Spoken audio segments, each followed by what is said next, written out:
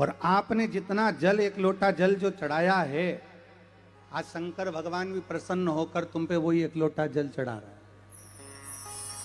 आज वो भी कृपा कर रहे हैं कि कहीं ना कहीं कितनी करुणा। आज हम कथा चल रही थी रतनगढ़ में, और दोपहर में 3 बजे कथा को विराम करना पड़ा। इतना जल और इतना आंधी तूफान आया कि 3 बजे कथा को विराम दे दिया। अब वहाँ के प्रशासन ने पूछा कि महाराज जी अभी तो कोई चांस नहीं था पानी आने का। तो हमने कहा बाप आता है तो बेटी के घर में ऐसे ही लुटा कर जाता है। तो वो तो स्वयं त्रिकालदर्शी, त्रिनेत्रधारी, त्रिपुंडधारी, त्रिशूलधारी कोई सहज नहीं है। हम अगर एक अक्षत का दाना भी शंकर को दे रहे हैं, या हम एक बेलपत्र भी शिव को समर्पित कर रहे हैं, एक लोटा जल भी हम शिव को दे रहे हैं, तो वो हमको वापिस ही मिलना है। हमारा शंकर रखता कुछ नहीं, कुछ भी नहीं रखता। जो आपने दिया वो मेरे भोलेनाथ ने करोड़ों में गिनकर आपको वापिस लौटा दिया, उसने रखा नहीं।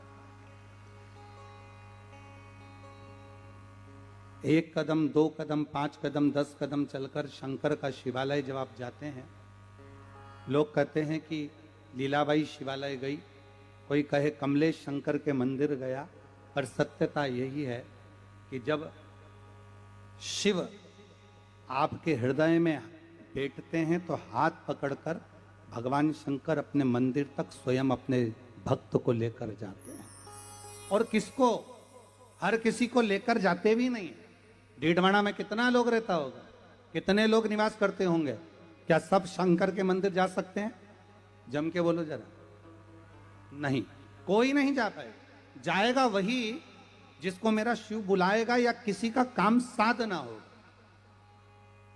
आपके कार्य को अगर पूर्ण करना है तो ही शंकर अपने मंदिर तक बुलाएगा, वरना मिलना, कहते हैं ना विधायक जी कम मिलते हैं, कहने लगे साहब इससे खिड़की में से देख लेंगे कि हाँ इससे मिलना है, इसका काम हो जाएगा तो इससे मिलवा दो। और अगर काम नहीं होगा तुम 50 बार जाओ, वो नहीं मिलेंगे। उनको मालूम है इसका काम होगा नहीं, बार बार आएगी, बार बार जाएगा, बार बार बोलेगा कि सर मेरा ये काम कर दीजिए। कलेक्टर महोदय के पास जाओगे, सर मेरा काम कर दीजिए, पर कलेक्टर को ही मालूम है इसका काम कैसे सलटेगा।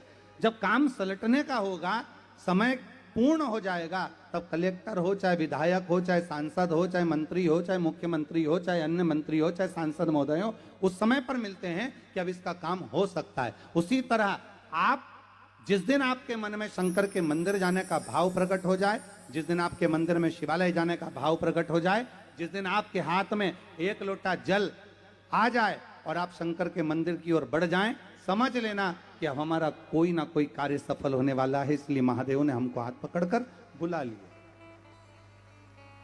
हमारा ये शायद हमारे जीवन की पहली शिव महापुराण की कथा होगी जिसमें हम अपना खेड़ा छोड़कर दूसरे खेड़े में आए। महाराज जी, अपने जीवन की पहली कथा है। हम 6 किलोमीटर दूर भी अपना खेड़ा छोड़कर नहीं जाते। जहां कथा करते हैं वहां पर ही रहकर पूर्ण तरह से कथा का लाभ लेते।